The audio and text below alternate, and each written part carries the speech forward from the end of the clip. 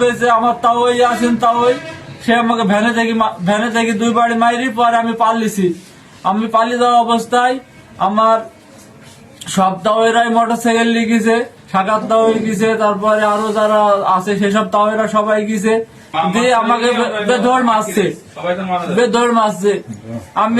আমি বলছি যে আমাকে মাছেন কেন, আমাকে ই কথা না, গোমা চিল্লাইছি। আর তারা খালি বলছে মাথাটা বাদ দি, মার মার, শালাকে গুড়ুগের ফেল, শালাকে মাইরি ফেল, শালাকে পিসি ফেল। দীর্ঘদিন ধরে ঝামেলা। বিয়ের পরে থেকে আমার ভাবি এইখানেই থাকে। বিভিন্নবার বিভিন্ন সময় আমরা লোকজন নিয়ে আইসি, আমার ভাবিকে নিয়ে গেছি এবং চেয়ারম্যান মেম্বার বামুনদের মেলা লোকজন থাকি তারা মীমাংসা করে দিয়েছে। আমরা নিয়ে গেছি, নিয়ে যাওয়ার পরে সে আমার ভাই তাকে তারপর এখানে পাঠাতে চাইনি। না পাঠানো যাওয়ার কারণে আমার তাও এরা জোর করে নিয়ে চলে আসছে এবং দীর্ঘদিন এই নিয়ে ঝামেলা চলে।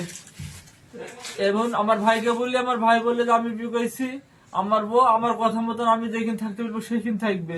আমার তাও এরা বলে যে না, আমাদের মেয়ে আমাদের কাছে থাকবে। এই নিয়ে তাদের ভিতরে ঝামেলা। আমি সেই বাড়িতে যাই আসি, আমার মেয়েকে আমি যতটুক পারি ততটুক পোশাক পাতি দুধ যা পারি তাই দিয়ে আসি। আমি এবিটা কোনো কিছু হইলে আমাকে এসে খালি হামকে ধুমকি করে, আমাকে এসে মারতে চাই। আমার তাও ওই দোকানে 2-3 বার এসে আমাকে কি করছে, হামকে ধুমকি করে গেছে আমার বাড়ির থেকে করে। আবার আমার মাও তাও 2-3 দিন আগে ফোন দিছে যে তোমার মেয়ে তোমরা নিয়ে যাও, আমাদের মেয়ে আমরা রাইখে দেবো, আমরা যা খুশি তাই করবো। তারপরে তোমার ভাই আসলে তোমার ভাইয়ের মায়ের ঠ্যাং ঠুং ভাঙি ফেলবো, তখন বট গাছ ধরে কাঁদতো না।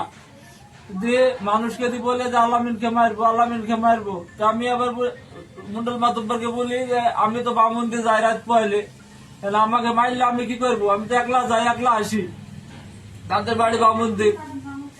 এবার আজকে সকালবেলাও রবুল মেম্বার আমার মাজাব্বা কি চলো, আমি বললাম যে মাজাব্বা মেম্বার সাহেব দেখেন দেখি যে এটি ফয়সালা হয় সেটা আপনারা করেন, ভাইয়ের সাথে কথা বলেন। দিয়ে ভাই তাদের সাথে কথা বলছিল। আর আমি মনে করেন যে দোকানে আসছি, আমি দোকান খুলবো, নাজিম ভাইয়ের দোকান, লোকজন নাই, তারা মোকামে গেছে।